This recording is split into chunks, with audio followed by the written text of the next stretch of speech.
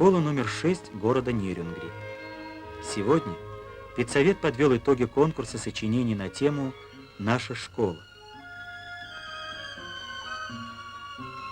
Вот строки из этих сочинений.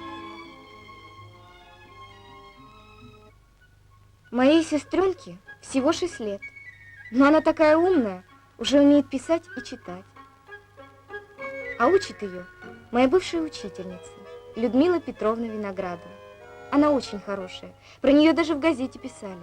Она и в агитбригаде выступает, и спортом занимается. Уроки у них больше похожи на игру. Я даже завидую сестренке. Когда вырасту, обязательно стану учительницей у малышей.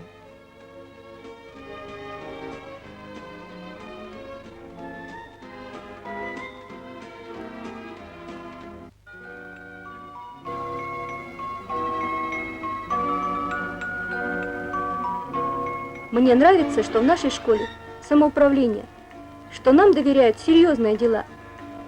Я записалась в летнюю бригаду. Там будет все как у взрослых, даже зарплату будут платить.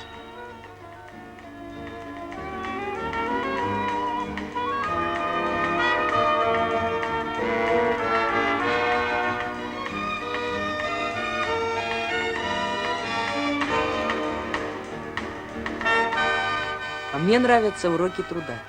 Мы делаем клеммы, совки, прокладки, 28 разных деталей. Владимир Иванович Заливацкий не только наш учитель, но и мастер. У нас ничто не пропадает. Все идет в дело. Мы сдаем детали нашим шефам, автомобилистам из Бамэнергостроя.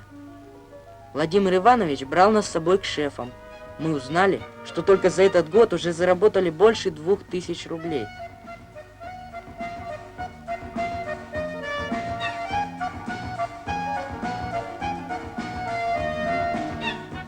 На школьном совете бригад мы решили, что отдадим эти деньги на оборудование кабинетов и спортзала.